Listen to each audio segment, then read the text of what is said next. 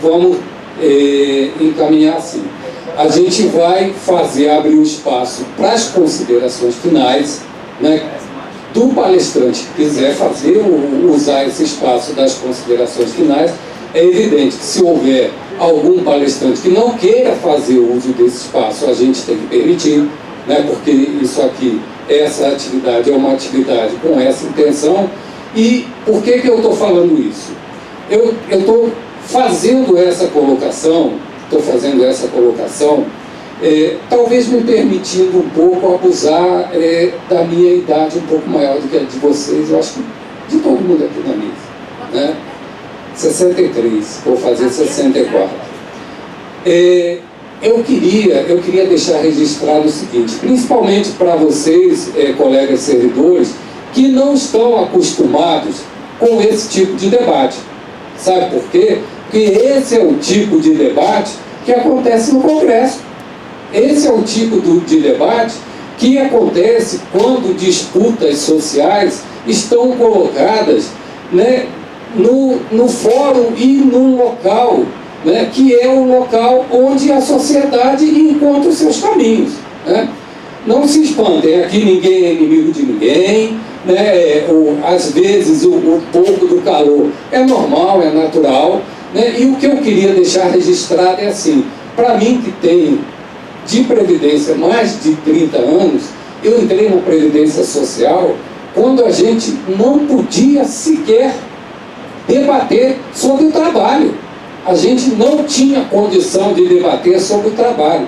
A gente convivia dentro do antigo IAPAS, com as AESs, que eram as Assessorias Especiais de Segurança e Informação, que eram os órgãos do Serviço Nacional de Informação utilizados para vigiar os servidores, né?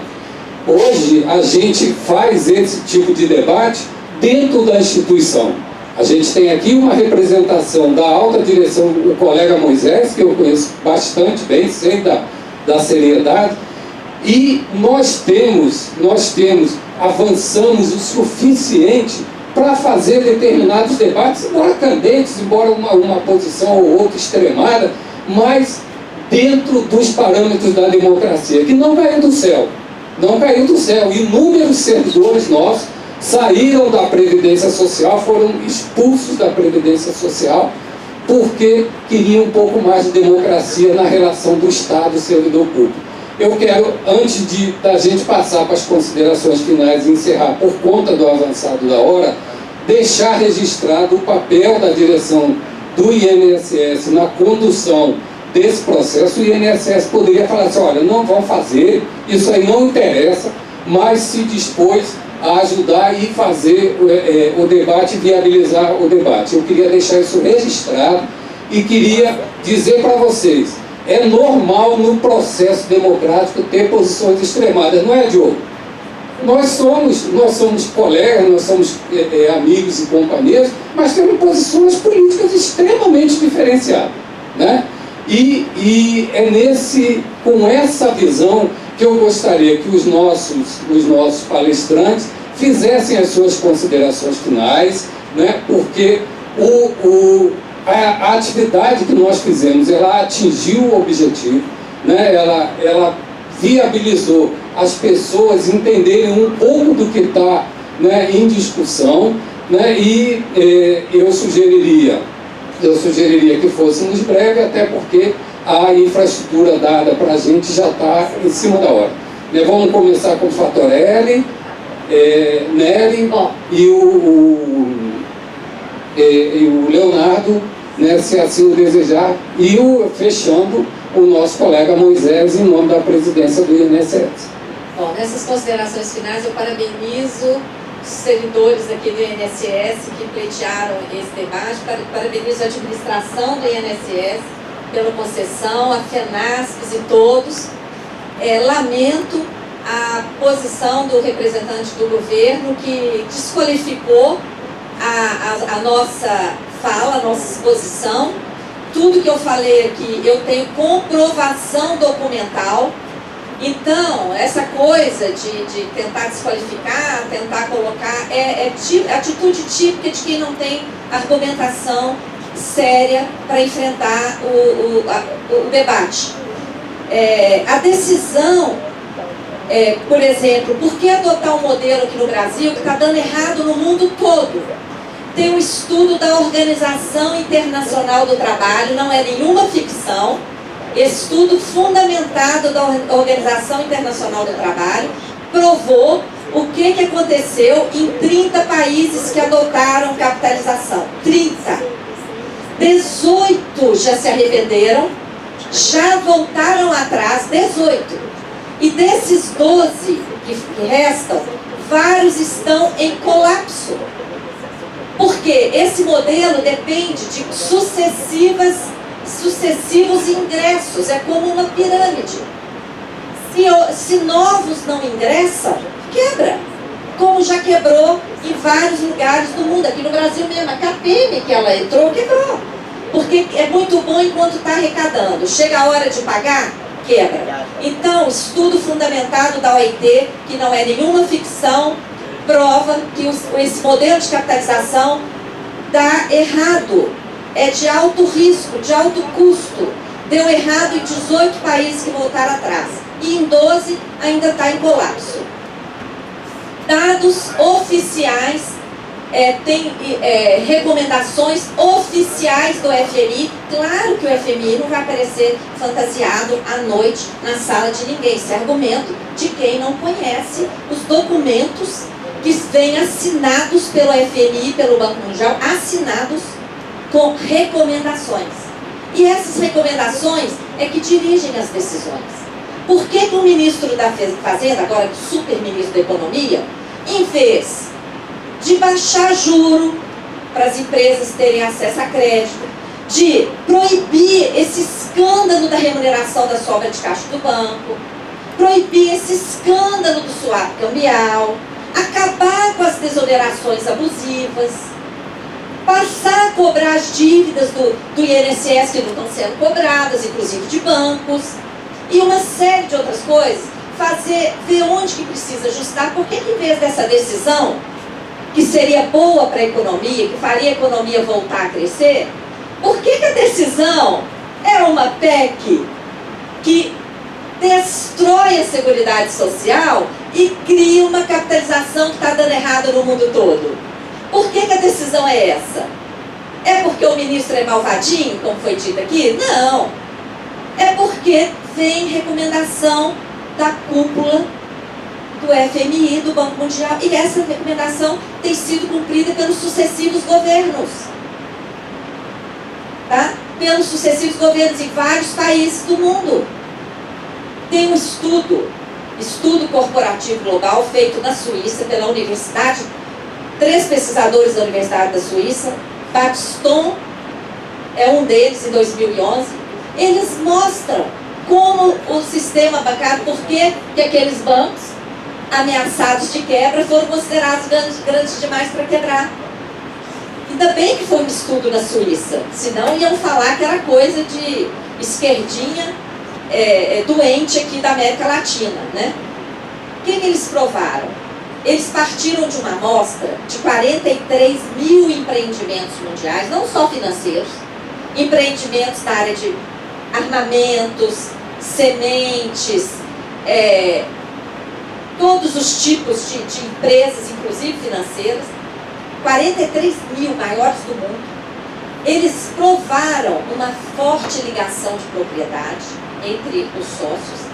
Depois eles segregaram quem eram os donos, quem é que mandava. Eles chegaram num núcleo de 147 proprietários, de 43 mil empresas. Estudo fundamentado, não é nenhuma ficção. Estudo fundamentado de pesquisadores da Universidade da Suíça.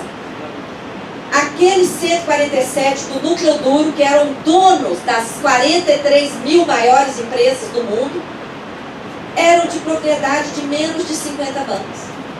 Aqueles mesmos menos de 50 bancos que receberam aqueles 16 trilhões de dólares que o Federal Reserve Bank, o Banco Central americano, emitiu e injetou no sistema bancário para equilibrar a papelada podre que foi direcionada para os bad banks e que estão à espera de uma destinação. Também não é nenhuma ficção, é declaração da Angela Merkel para um jornalista, que esses papéis podres iriam ficar nos caixotes lá dos bad banks, à espera de uma destinação.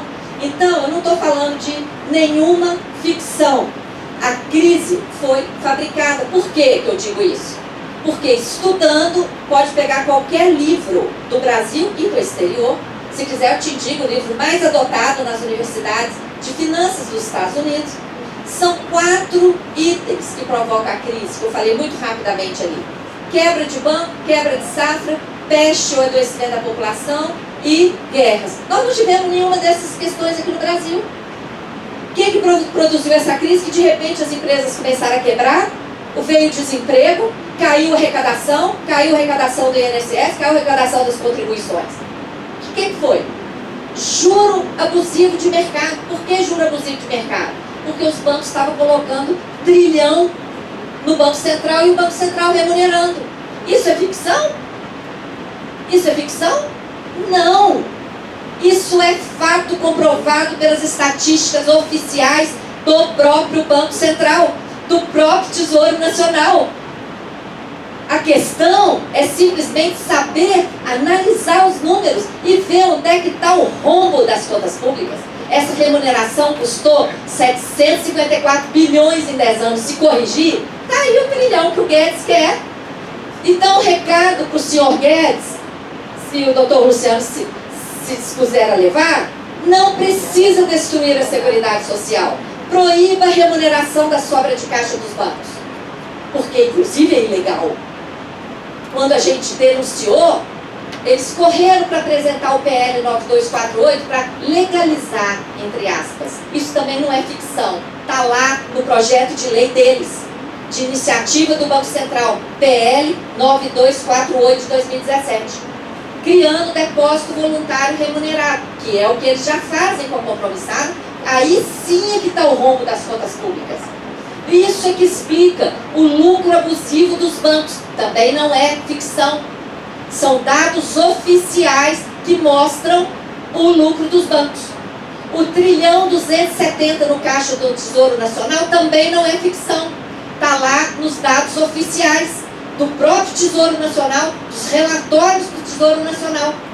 O volume de reservas internacionais de 1,5 trilhão também não é ficção. Está lá nas estatísticas internacionais do Banco Central. Tudo provado. Eu não seria louca.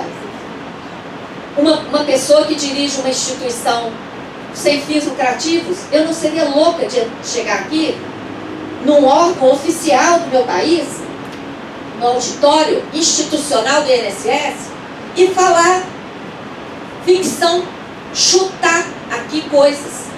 Tá? O que eu apresentei aqui é fruto de quase 20 anos dedicados a esse estudo, produzindo conhecimento a partir do estudo direto dos contratos, dos dados oficiais, porque nem bibliografia sobre muita coisa que eu disse aqui existe. Tá? Não existe. Porque está aí, não é? Para qualquer um ver. Então, a saída para esse país é uma reforma da política monetária que está impedindo o crescimento econômico, está impedindo as indústrias, as empresas de funcionarem, está gerando desemprego, o desemprego está comprometendo a arrecadação e está fabricando essa crise que vem querer dizer que um modelo que deu certo da Constituição até 2015, agora tem que ser destruído e substituído pela capitalização, que segundo a OIT, não é nenhuma ficção também, OIT, em 30 países, 18 já desistiram e dos 12 que estão ali, vários estão em colapso. Tá? Então, se a gente não abrir os olhos e enxergar isso, analisar esses dados oficiais que estão aí à nossa disposição, a gente vai fazer papel de palhaço. Vamos entregar nossa Seguridade Social, vamos entregar nossas empresas nas privatizações para pagar uma dívida, que é um sistema da dívida gerada por esses mecanismos aqui. E aí, o país mais rico do mundo, cada vez com mais pobreza, mais miséria. Então, a contribuição que a Auditoria Cidadã traz é essa. Convido vocês para acessarem a nossa página, auditoriacidadã.org.br, A auditoria está dando a dívida no Facebook, no Instagram, e vamos lutar que essa PEC vai ser rejeitada. Muito grata. Gente, obrigado a Maria Lúcia Fatorelli. A gente vai passar aqui para o Nery fazer as considerações finais e, na sequência, para o doutor Leonardo também fazer as considerações finais. O debate bom, né, gente? É bacana o debate. Essa possibilidade, a gente só tem a agradecer aos debatedores terem dado essa possibilidade para a gente de fazer esse debate. Nery, por favor. Realmente o debate ele é salutar quando nós vivemos em ambientes democráticos. A divergência de pensamento não significa desavença, significa que pessoas têm pontos de vista diferentes acerca de um determinado tema. É o meu caso. Eu estou acostumado a participar de debates na Câmara, no Senado, participo de palestras em ambientes acadêmicos, estou indo para a USP, vou ter evento também na Universidade Federal do Rio de Janeiro, aqui participei de eventos no CEUB, na Processos, e nós estamos coordenando um projeto de palestras acadêmicas voltados a esclarecer os efeitos e as consequências da reforma previdenciária, seus efeitos econômicos, sociais e jurídicos, porque esse também é um debate jurídico, na medida em que ele incorre, evidentemente, na mudança da Constituição. Doutor Leonardo, eu lamento e fico desapontado que um representante do Ministério da Economia tenha essa postura que o senhor teve à mesa em relação àquilo que foi colocado. Não é dessa forma que se faz debate.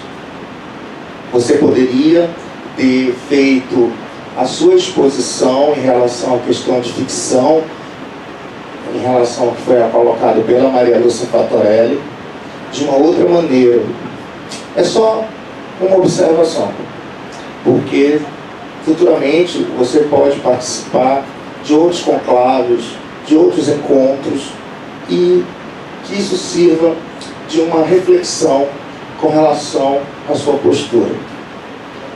Bom, em momento algum eu falei e que alguém foi na sala de alguém para propor a construção dessa proposta.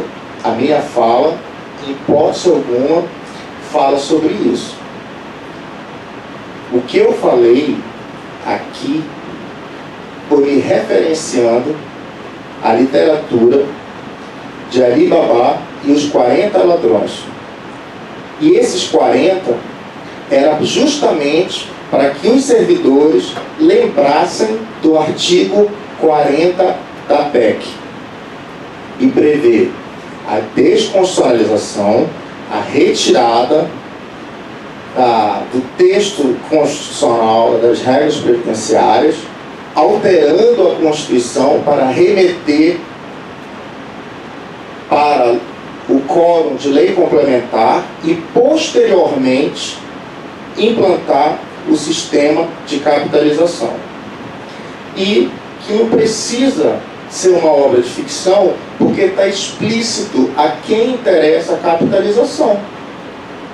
A capitalização interessa a agenda de mercado, ou não? É um questionamento. Segundo questionamento, eu falei que no artigo 40, parágrafo 15, prevê até a privatização do Funpresp.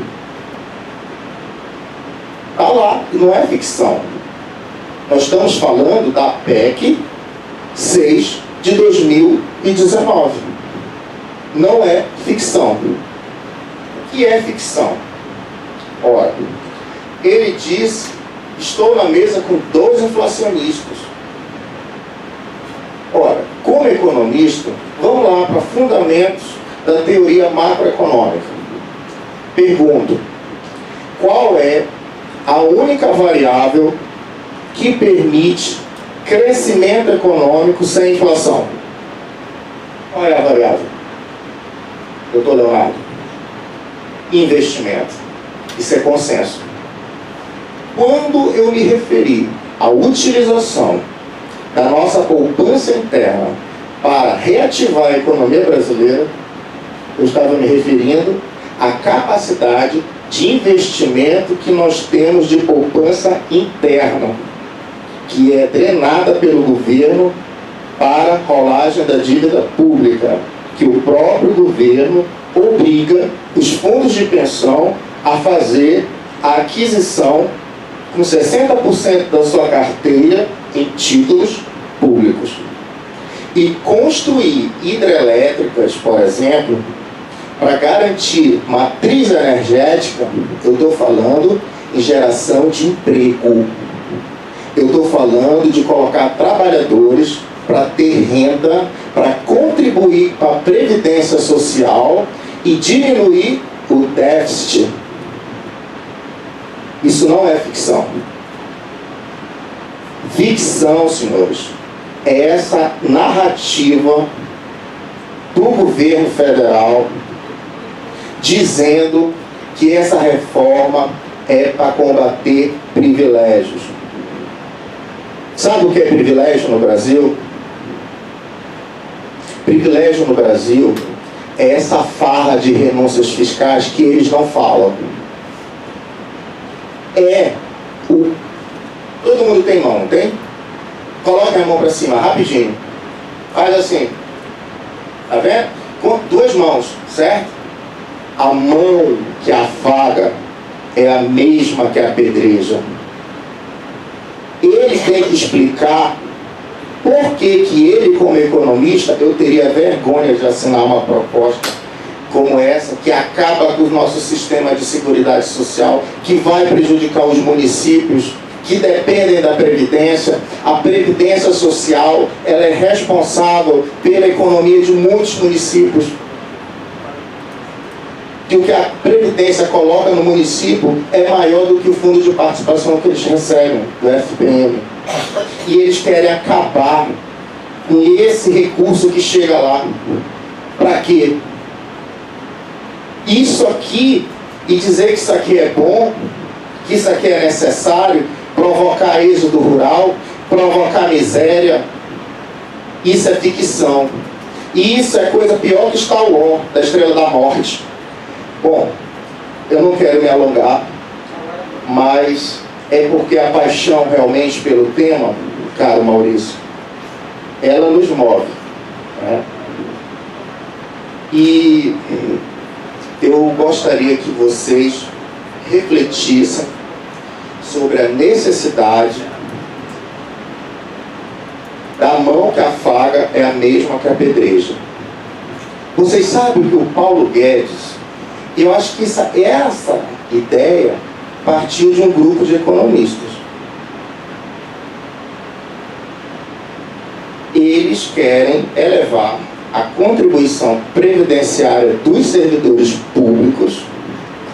Eles querem instituir a contribuição extraordinária, que pode chegar até 22%. Isso não é ficção, tá? Com esta mão, eles querem colocar vocês para trabalharem mais tempo, contribuindo mais, aumentando a idade para você requerer e obter o seu benefício de aposentadoria. E com esta outra mão, essa equipe econômica, essa maravilhosa equipe econômica, ela sinaliza, sabe o quê? Aquilo que os empresários estão fazendo aqui em Brasília. E eu vou dar nome. Vou dar nome, sim. Dono da Centauro, dono da Riachuelo, dono da Ravan, montaram um escritório em Brasília para fazer lobby pela reforma da Previdência.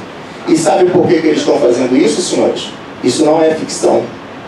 Porque o senhor Paulo Guedes falou que o governo vai estar sinalizando desoneração fiscal dos encargos da folha da parte patronal.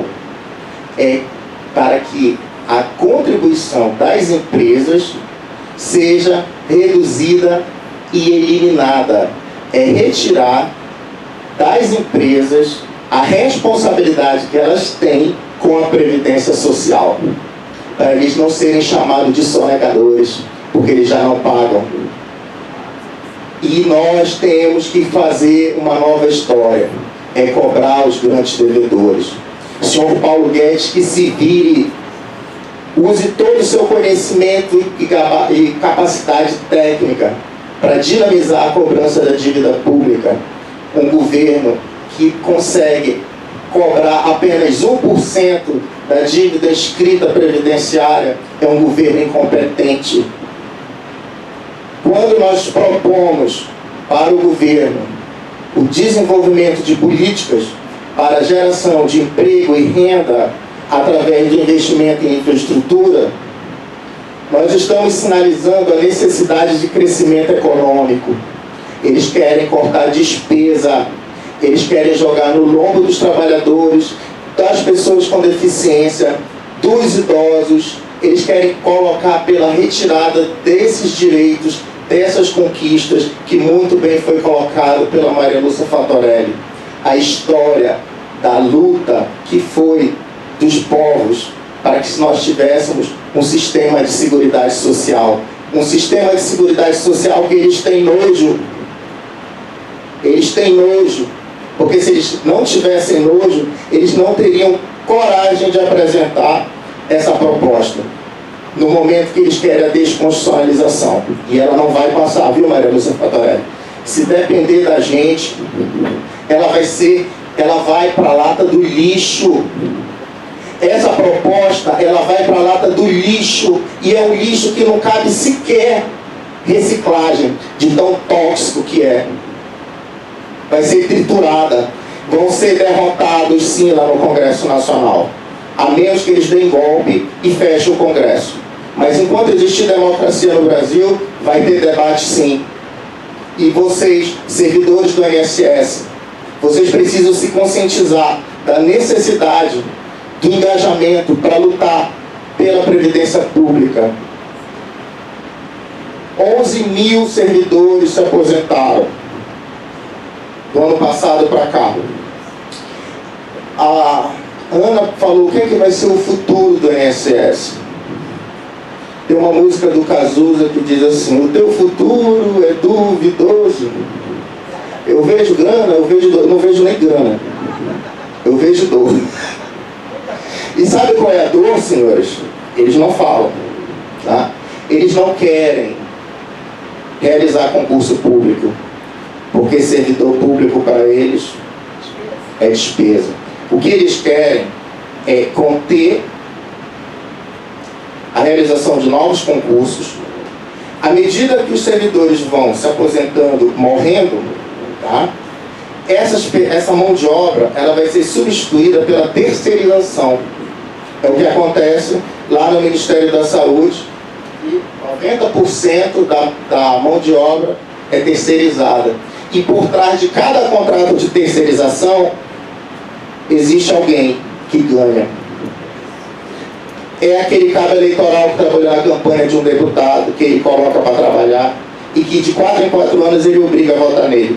É isso que é o futuro do INSS e do serviço público, porque isso é uma agenda de mercado, isso não é ficção, isso já está acontecendo. E eu espero que os servidores do INSS se conscientizem da importância e do papel que é ser servidor do INSS, porque vocês trabalham na execução de uma política pública de fundamental importância para combater o que eles estão propondo, desigualdade social. Uma das características do Brasil é corrupção endêmica, impunidade, haja vista aí o Michel Temer solto, sem foro privilegiado está solto. Impunidade é a tônica da República. E além disso, desigualdade social. E eles estão com essa PEC propondo aumento da desigualdade social. E nós não podemos aceitar. Muito obrigado. Bem, queria, nas minhas palavras finais, agradecer a todos, inclusive os que já não estão mais aqui, tiveram algum outro compromisso, precisaram sair. Agradecer tanto ao INSS quanto à FENASPES pelo convite. Tá? Aos dois palestrantes de mesa, sim, eu continuo afirmando que várias das propostas que eles estão fazendo são, no mínimo, ficção e são certamente propostas inflacionistas. Tem uma visão de mundo diferente aqui, eles, principalmente o doutor advogado aqui, Clodoaldo Neri Júnior, ele é a favor do intervencionismo estatal, está claro na proposta dele do governo pegar recursos de fundo de pensão e gastar em obras de infraestrutura. Eu sou favorável a você garantir a segurança jurídica para que, se o fundo de pensão que está gerindo o meu dinheiro, a aposentadoria de vocês, a aposentadoria do cara da Previ, se ele achar que aquilo lá é um bom investimento, que vai dar um bom retorno para o segurado dele, ele sim vai lá e investe. Tá? A gente precisa de segurança jurídica, a gente precisa de instrumentos financeiros que sejam fiscalizados. Eu não tenho ilusão de que não tem fraude em banco, tem muita fraude em banco. Ontem mesmo foram condenados à prisão pessoas que manipulavam por meio de bancos, a taxa LIBOR na Inglaterra, deram prejuízo de bilhões, e esse é o tratamento com pessoas que fraudam e manipulam. Agora, criar um espantalho de que o governo está propondo a destruição do sistema de proteção social e por isso somos contra a PEC, não é bem assim, tá? Isso aqui não é literatura, a gente está falando de coisa séria. É muito garantido continuar do jeito que está, nada vai acontecer. Conversa com o servidor lá do Rio de Janeiro, conversa com o servidor do Rio Grande do Norte, do Rio Grande do Sul, conversa com o coitado do aposentado lá em Portugal, que ele tinha toda a garantia do mundo que ele ia conseguir continuar recebendo o seu benefício. O aposentado na Espanha, que tem lá garantido em leis, Constituição, o Supremo Tribunal Federal, na Grécia, que é uma tragédia social, é uma tragédia econômica e social. Tá? Ok que tinham pessoas lá que se aposentavam com 50 anos de idade, com 47 anos de idade, mas o que se construiu foi uma tragédia no país. E uma tragédia porque, sucessivamente, governos, tanto à esquerda quanto à direita, de centro, não sei o quê, foram jogando para frente. Tem dinheiro da União Europeia barato aqui, tem o fundo de compensação das diferenças regionais, tem o fundo de não sei o quê, empurra, faz cambalacho com as contas públicas, faz contabilidade criativa, faz um monte de coisa, nada diferente do que a gente viu aqui no Brasil. Tá? Está lá todos os estados bonitinhos com o seu limite de pessoal, gasto de pessoal, LRF, não sei o quê, mas não tem dinheiro para pagar salário. Tá? E é isso que, se a gente nem começar uma discussão séria sobre qualidade do gasto público, sobre quantidade do gasto público, sobre o papel de todas as rubricas de gasto público, inclusive o juros, só que o juro é resultado. Enquanto a gente está aqui discutindo paga dívida, paga, não paga dívida, o banco, a pessoa que vai emprestar para o governo, ele vai querer mais. É por isso que eu estou dizendo, não vamos pagar a dívida? Tá, então vai voltar a inflação. É isso, é puro e simples, é uma escolha da sociedade. Você não quer pagar dívida, não quer pagar juros, tem lá a fraude. Só o detalhe aqui, para terminar, depósito voluntário remunerado, PL, não sei o que lá, é um crime, desculpa, não foi essa a história.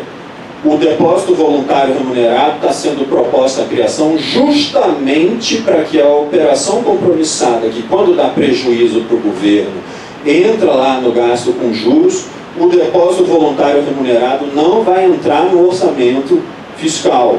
Vai ser uma despesa só do Banco Central. Certo? Eu preciso esclarecer esses pontos aqui. Para terminar, eu agradeço muito a paciência de todos aqui. Eu coloco a mim e toda a Secretaria Especial de Previdência e Trabalho à inteira disposição de vocês e de quem mais queira mandar pergunta, mandar mensagem, WhatsApp no meu celular que está no cartão, mandar e-mail. A gente está à total disposição para responder, inclusive para ouvir críticas. Tá? Vocês são safados, tem que acabar com a Previdência. Veja bem, o Estado brasileiro tem um conjunto de despesas que estão crescendo além da capacidade de pagamento. As pessoas estão se aposentando com 52, 53 anos de idade isso é uma situação que precisa ser ajustada, etc, etc, etc. Enfim, muito obrigado pela oportunidade. É importante esse tipo de debate para ter o contraditório, para as pessoas se informarem cada vez mais. E, de novo, eu e toda a Secretaria Especial estamos à completa disposição para quaisquer eventuais dúvidas dos senhores. Muito obrigado. Antes de encerrar, eu vou passar a palavra para o nosso diretor de benefícios, o colega Moisés, para fazer a palavra de encerramento, mas antes um pouco disso, eu queria agradecer em nome de todos os trabalhadores em Previdência Social, né, a paciência dos debatedores, né, a paciência em lidar com as provocações mútuas, né, e a paciência em terem a paixão por um tema tão bonito quanto é a Previdência Social. De parte de nós, trabalhadores em Previdência Social, vocês podem estar sempre certos, né, que nós, servidores do INSS, vamos defender a Previdência Social Pública até o fim, né, com todas as nuances, com todas as dificuldades, porque esse tem sido o nosso papel há muitos anos, há 40, 50 anos, né? Com essas palavras, eu passo a palavra para o nosso colega Moisés fazer um encerramento que, do ponto de vista da minha análise pessoal, foi um sucesso. Eu quero agradecer mais uma vez aos debatedores e, com a palavra, ao Moisés. Gostaria de recomeçar as discussões, brincadeira. É só uma palavra de agradecimento e parabenizar a mesa pela qualidade tanto das colocações quanto das provocações. Eu acho que isso é que enriquece. As diferenças de opiniões nesse momento, elas têm que ser colocadas para que a gente chegue a um termo comum, é o que eu sempre defendo. Agradeço a todos por estarem presentes e foi um sucesso. A condução foi muito boa. Quero desejar um grande abraço. Estamos à disposição para qualquer coisa lá na Diretoria de Benefícios. Obrigado a todos e até a próxima. Provavelmente, mais para frente, a gente vai ter outras rodadas de debate, viu?